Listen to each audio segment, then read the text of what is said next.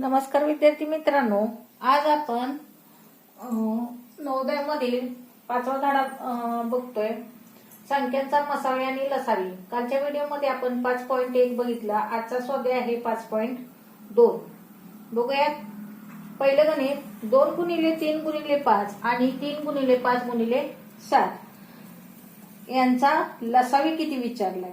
तर आपण काय करूया. पहिलं गणित आहे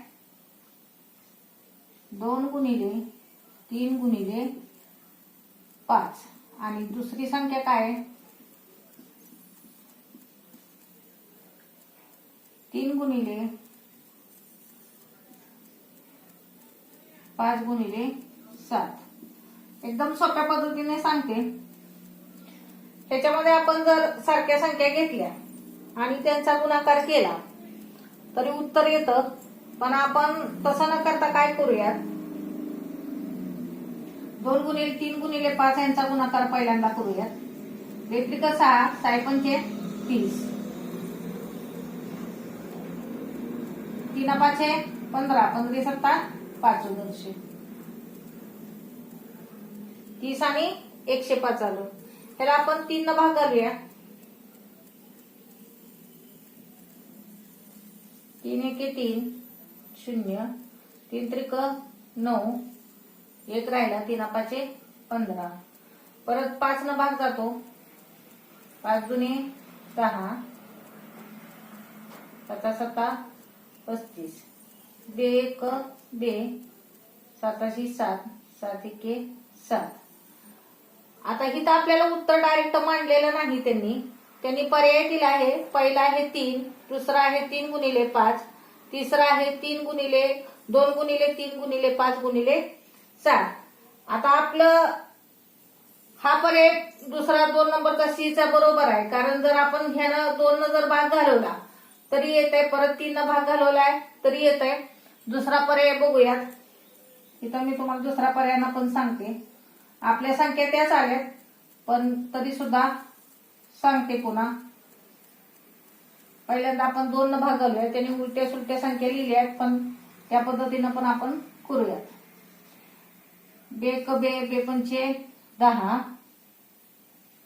ह्याला 2 न भाग जात नाही आहे अशी संख्या घेऊया. कारण एकक स्थानी 5 आहे त्यामुळे 2 न भाग जात नाही.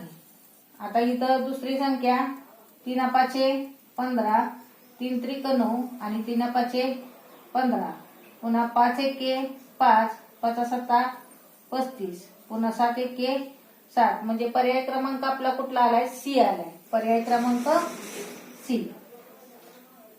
जरी उलट्या सुलट्या संख्या असल्या तरी आपलं उत्तर तेच येते. आता ह्याचा जर गुणाकार करून जर संख्या असती तर आपल्याला काय झालं असतं. बेत्रिक 6 6 पंचे 30 30 7 210 हे उत्तर आलं असतं. लसावी काय आला असता 210. पण त्यांनी गुणाकार रूपात मांडलेला आहे.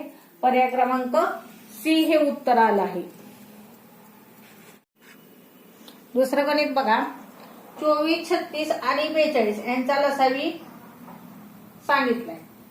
तसंच आता उभ्या पद्धतीनेच करायचं आहे. आपल्याला 5.1 जर समजला असेल तर 5.2 हे खूप सोपं आहे. त्याच प्रकारे गणित आहेत तशीच सोडवायची आहेत.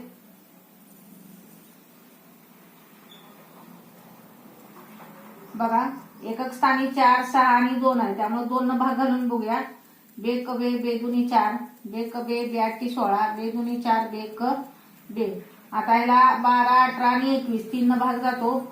3 सक 8 3 चौक 12 3 सक 18 आणि 3 7 21 बे दुनी 4 बे त्रिक 6 7 7 बे क बे 3 3 7 7 3 1 3 7 7 7 1 7. म्हणजे सगळीकडे एक एक आले.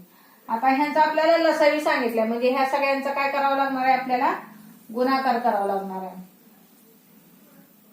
मी वर म्हणते 2 गुणिले 3 गुणिले 2 गुणिले 2 गुणिले 3 गुणिले 7 ह्याचा गुणाकार करूया. बेत्रिक 6, 6 दुने 12, 12 दुने 24, 24 त्रिक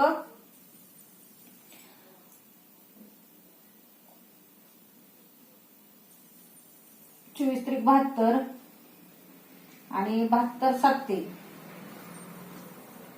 किंवा दोन संख्यांचा गुणाकार केला तरी चालतंय. आता इथं आपल्याला काय करावं लागणार आहे, दोन दोन संख्येचा गुणाकार घेऊन सोप्या पद्धतीने जाईल आपल्याला. 72 गुणिले करत बसण्यापेक्षा 2 गुणिले 3 6, बेदुनी 4, परत 7 त्रिक 21 असं करूया. आता 6 चोक 24, 24 गुणिले 21 करूया. 24 गुणिले 21,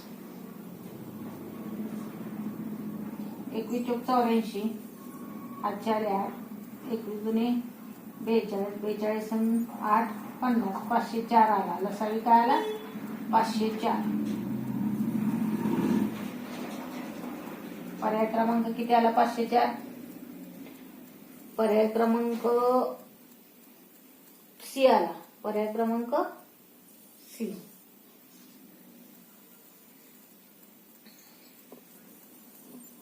दुसरं गणित बघूया. दोन संख्यांचा गुणाकार 216 आणि मसावी 6 आणि लसावी विचारले. दोन संख्यांचा गुणाकार यासारखी गणित आपल्या 5.1 मध्ये झाले आहे. सूत्रानुसार गणित सोडूया. 3 नंबरचं गणित, म गुणिले ल बरोबर दोन संख्यांचा गुणाकार.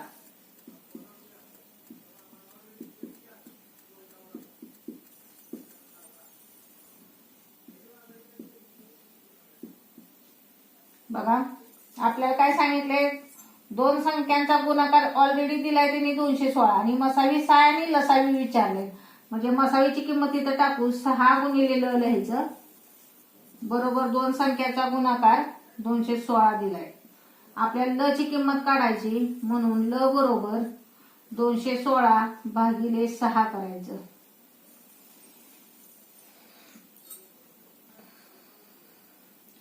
सहा भागवलं 6 त्रिक 18, 18 3 21, 6 6 36 म्हणजे ल किती आला 36 आला. पर्याय क्रमांक किती आला आपला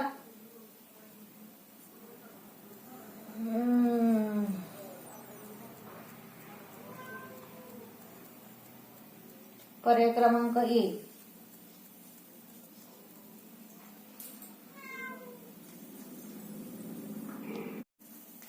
बघा इथं म गुणिले ल बरोबर दोन संख्यांचा गुणाकार. काय सांगितले आपल्याला, दोन संख्यांचा लसावी आणि मसावी यांचा गुणाकार. म्हणजे ह्याचा आता मसावी आणि लसावींचा गुणाकार दिलाय 384 आहे. 384 एक संख्या दिली, एक संख्या 24 असेल तर दुसरी काढायची. दुसरी संख्या काय मानायची आपण एक्स मानायची. म्हणून एक्स बरोबर 384 भागिले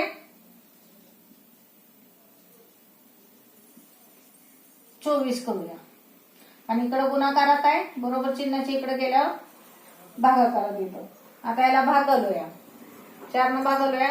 4 सक 24, 4 9 36, 4 सक 24, 6 1 6, 6 1 6, 3 राहिले 6 6 36. एक संख्या x बरोबर 16 आली. म्हणजे पर्याय क्रमांक आपला डी आला. पर्याय क्रमांक डी आला. व्हिडिओ आवडला असेल तर लाईक करा, शेअर करा, सबस्क्राईब करा. आणि कुणाला जर समजत नसेल तर कमेंट मध्ये काय अडचण असेल, काय शंका असेल तर सांगा, मी तुम्हाला रिप्लाय देईन. धन्यवाद.